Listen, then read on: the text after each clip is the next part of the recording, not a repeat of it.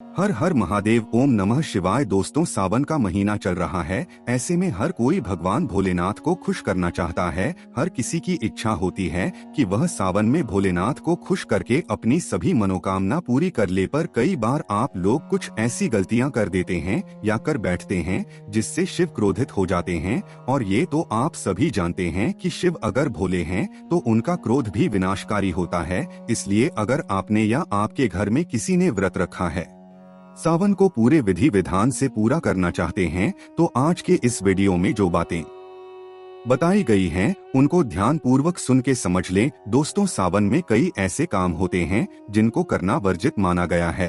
दोस्तों, अगर भोले बाबा की कृपा हो जाए तो काल भी आपका कुछ नहीं कर पाएगा, क्योंकि कालों के भी काल है महाकाल। इसलिए अगर आप भी महादेव की कृपा पाना चाहते हैं तो सच्चे दिल से कमेंट बॉक्स में लिखें हर हर महादेव, ओम नमः शिवाय और एक लाइक जरूर करें।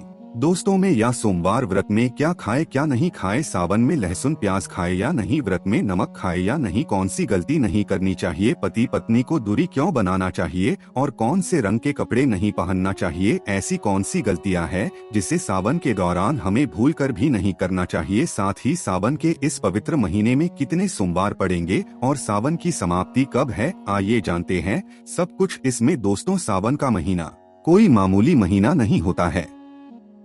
ये महीना साक्षात एक ऐसे प्रेम की सौगात लेकर आता है जो कि भक्तों को बड़ी बेसब्री से इंतजार रहता है। सावन का महीना इतना पवित्र होता है जिसका आप अंदाजा भी नहीं लगा सकते। सावन का त्योहार भारत में तो मनाया ही जाता है, लेकिन क्या आप जानते हैं विदेशों में भी सावन का पवित्र महीना बड़ी जोरों शोरों के साथ और खुशी के साथ मनाया जाता है। वैज्ञानिक मानते हैं सावन में प्रकृति आपस में बातें करती है, सुगम हो जाता है, हरियाली की उत्पत्ति होती है और नए नए बीज उगते हैं और वर्षा आदि होती है। इस मौसम में हरियाली साक्षात महादेव का स्वागत करती है और महादेव से बातें करती है। आपको बता दे, शास्त्रों में सावन सोमवार का व्रत जो भी महिला या पुरुष करते हैं तो वो व्यक्ति भगवान भोलेनाथ का सर्वाधिक प्रिय हो जाता है। ऐसे व्यक्ति को भगवान भोले बाबा अपनी शरण में ले लेते हैं। दोस्तों, सावन में कावड़ यात्रा का क्या कहना, शास्त्रों के अनुसार माना है कि सबसे पहले कावड़ यात्रा भगवान परशुराम ने भगवान शिव के समर्पित अपने कांधे पर उठाई थी और तभी से भगवान शिव को प्रसन्न करने के लिए कावड़ यात्रा की जाती है। दोस्तों, लेकिन क्या आप जानते हैं सावन में 10 ऐसे नियम है जो आपको जानना बहुत ही आवश्यक है।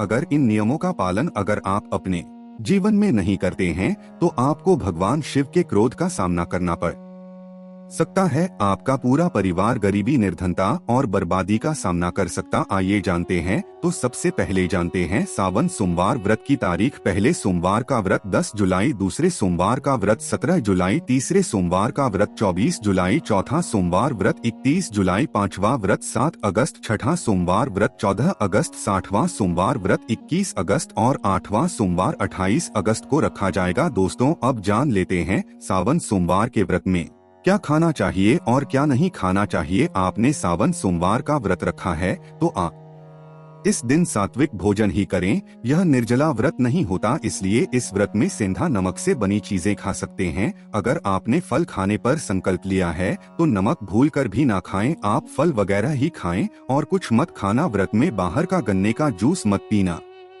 उसमें नमक पड़ा होता है। बाहर का जूस भी मत पीना, उनके बर्तनों में भी नमक पड़ा होता है और वो नमक आपके मुंह तक जाएगा तो आपका व्रत खंडित हो जाएगा। व्रत में डब्बा बंद नहीं पीना चाहिए, उसमें कई केमिकल पड़े होते हैं जिससे व्रत जाता है।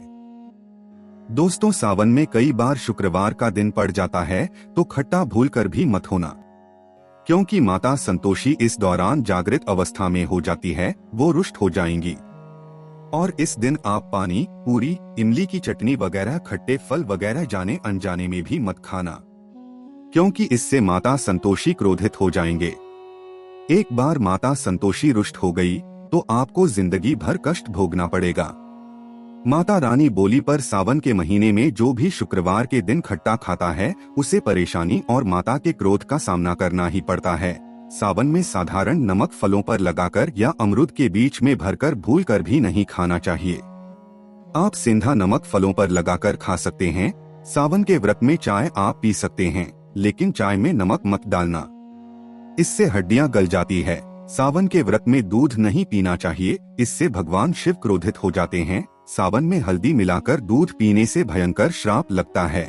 सावन में बच्चों को दूध पी लेना चाहिए, पर घर में बड़ों को नहीं पीना चाहिए। यदि सावन का व्रत रखा है तो आप खीर पराठा या दही पराठा खा सकते हैं। आप चाहे तो सेंधा नमक से बने आलू के पकवान खा सकते हैं। आलू की सब्जी कुत्तू के आटे की रोटी के साथ खा सकते हैं, लेकिन आटा ध्यान से देख ले, पुराने आटे में कीड़े पड़ जाते हैं जिससे आपका व्रत खंडित हो सकता है। व्रतधारी को सावन सोमवार के व्रत में आटा, बेसन, मैदा, सत्तू, अन्न और अनाज का सेवन नहीं करना चाहिए। इसके अलावा अन्य किसी भी व्यक्ति को मदिरा, लहसुन, प्याज इत्यादि का भी सेवन नहीं करना चाहिए। वही व्रत रखने वाले व्यक्ति को धनिया पाउडर, मिर्ची पाउडर, सदा नमक का सेवन भूलकर भी नहीं करना चाहिए। सावन में चाहे आपका व्रत हो या ना हो, किसी भी व्यक्ति को कढ़ी पकोड़ा नहीं खाना चाहिए। और वही पत्तेदार सब्जियां, पालक, मेथी, लाल भाजी, बथुआ, पत्ता गोभी जैसी सब्जियां या साग सब्जियां भूलकर भी नहीं खाना चाहिए। ये जहर के समान मानी जाती है। इसमें कीड़े आ जाते हैं, सांप, बिच्छू वगैरह आ जाते हैं। और जो भी सावन में बैंगन की सब्जी खाता है उस व्यक्ति को घोर पाप लग जाता है। इसी कारण लोग द्वादशी और चतुर्दशी पर बैंगन नहीं खाते। पत्तेदार सब्जियां क्यों नहीं खाई जाती, इसके पीछे एक कथा है, मैं आपको बताऊंगा। दोस्तों, सावन के पवित्र महीने में कौन सी गलतियां नहीं करनी चाहिए। ये गलतियां पाप का भागीदार तो बनाती है, साथ ही साथ ऐसा व्यक्ति नर्क में अटका रह जाता है। सावन में घर के सभी लोगों को सुबह जल्दी उठना चाहिए और जितना जल्दी हो सके कम से कम पहला सावन स्नान अवश्य करें। परिवार में सबको स्नान करना चाहिए। यदि कोई बीमार है तो उस पर गंगाजल के छींटे मार दें। सावन में किसी भी गरीब का अपमान न करें, क्या पता उस गरीब के रूप में भगवान शिव हो, क्योंकि भगवान शिव सावन में अपने भक्तों की परीक्षा लेने आते हैं। सावन में देर तक सोने वाली महिला का पति बर्बाद हो जाता है और उसकी मृत्यु निकट भविष्य में जल्दी हो जाती है। इसलिए पति के उठने से पहले सावन में हर स्त्री को जल्दी उठ जाना चाहिए और भगवान शिव की पूजा करनी चाहिए। सोमवार व्रत आपको अवश्य करना चाहिए, ऐसा करने से का वास होता है। सावन में पति पत्नी को सहवास नहीं करना चाहिए। अगर आपने व्रत रखा है या आपकी पत्नी ने व्रत रखा है तो आप दूरी बनाकर रखें, क्योंकि इस दौरान भगवान शिव की शरण में होता है। ऐसा व्यक्ति सावन में घनघोर काले वस्त्र पहनकर मंदिर में नहीं जाना चाहिए। चाहे तो आप घर में काले वस्त्र पहन सकते हैं, लेकिन मंदिर में भूलकर भी मत जाना और ना ही व्रत में काले वस्त्र पहनना चाहिए।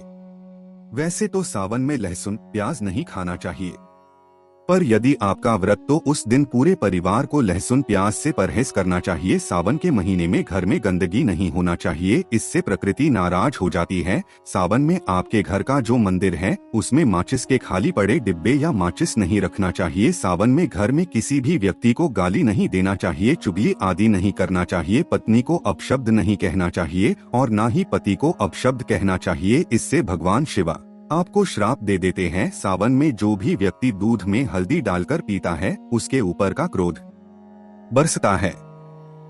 सावन में बाल, नाखून आदि नहीं काटना चाहिए, ये आपको पहले कर लेना चाहिए। कोई ज्यादा समस्या हो तो आप ऐसा कर सकते हैं, पर शिव जी से क्षमा अवश्य मांग लें। सावन में शरीर पर तेल नहीं लगाना चाहिए। यदि आपका व्रत है तो आप शरीर पर तेल ना लगाएं। माता पिता का सम्मान करना चाहिए, क्योंकि माँ माता पार्वती और पिता भगवान शिव को माना जाता है, इसलिए माता पिता में इन दोनों का वास होता है।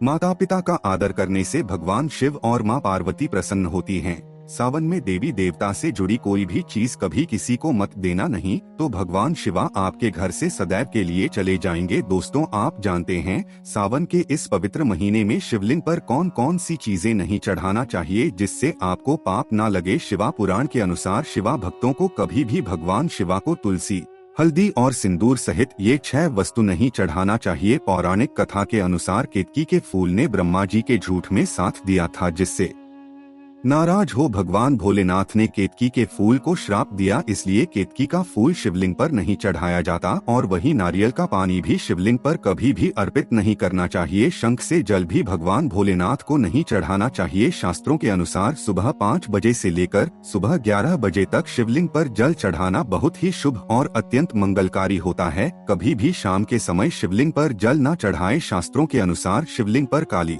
चढ़ाने से रोगों का नाश होता है, इसके साथ ही सुख समृद्धि की प्राप्ति होती है। घर में कभी भी अंगूठे के आकार से बड़ा शिवलिंग नहीं रखना चाहिए और शिवलिंग पर जल धारा अवश्य होना चाहिए। भगवान भोलेनाथ को टूटे अक्षर कभी अर्पित नहीं करना चाहिए, इससे शिव क्रोधित हो जाएंगे। सावन के महीने में कटे फटे बेलपत्र शिवलिंग पर कभी अर्पित नहीं करने चाहिए। बेलपत्र की संख्या 3 होना चाहिए, बेल पूरे होना चाहिए, साबुत होना चाहिए। लेकिन आप 6 महीने अपना बेलपत्र भी शिवलिंग पर अर्पित कर सकते हैं, लेकिन वो 6 महीने तक बेलपत्र पवित्र और शुभ माना जाता है। सच्चे दिल से बेलपत्र शिवलिंग पर चढ़ाने से 21 मनोकामनाएं पूर्ण हो जाती हैं। भगवान शिव को दूध में पानी डालकर नहीं अर्पित करना चाहिए, इससे आपको फल भी इसी तरह ही मिलेगा। भगवान शिव को एक बूंद भी आप अर्पित कर सकते हैं, पर दूध शुद्ध होना चाहिए और आपका मन भी शुद्ध होना चाहिए। शास्त्रों के अनुसार पीतल के कलश से शिवलिंग पर दूध चढ़ाना सबसे उत्तम बताया गया है। धार्मिक कर्मकांड में पीतल के बर्तनों का विशेष महत्व बताया गया है। विवाह आदि के कार्यों में इसलिए पीतल के बर्तनों का प्रयोग किया जाता है। आपको बता दें, सोमवार को पीतल के कलश से ही शिवलिंग पर दूध से अभिषेक बताया गया है। स्टील और प्लास्टिक से बने बर्तन का प्रयोग न करें। शिवलिंग पर जल चढ़ाते समय वो जल आपके पैरों के पास नहीं जाना चाहिए, अशुभ माना जाता है। उसे लांघना भी नहीं चाहिए, उसे हम जलहारी कहते हैं। सावन जल अपने घर का होना चाहिए, मंदिर से जल भरकर मंदिर में ही अर्पित नहीं करना चाहिए, इससे आपका भाग्य खराब हो सकता है। दोस्तों, सावन में यह चीज खा लेने से दुनिया की कोई भी ताकत आपको धनी होने से रोक नहीं पाएगी। मैं ईश्वर की सौगंध खाता हूँ, अगर आपने सावन में यह चीज खा ली तो करोड़पति होते देर नहीं लगेगी, लेकिन सच्चे दिल से ही खाना है। आइए जानते हैं, सावन में शिव भक्तों को शिवलिंग पर चढ़ा हुआ प्रसाद के रूप में धतूरा जरूर खाना चाहिए। इसे आपको नहीं खाना है, बस अपनी जुबान पर हल्का सा टच करना है। ज्यादा खाएंगे तो आप बीमार पड़ जाएंगे, इसलिए बस टच कर लें। आप देखना, आपके अंदर सकारात्मकता का संचार होगा और आपको धनी होने से कोई नहीं रोक पाएगा। दूसरा है बेलफल। बेलफल प्रसाद के रूप में खाने से माता पार्वती के साथ साथ भगवान शिव की कृपा बरसेगी और समस्त 33 कोटि देवी देवता आपको धनवान बनाएंगे।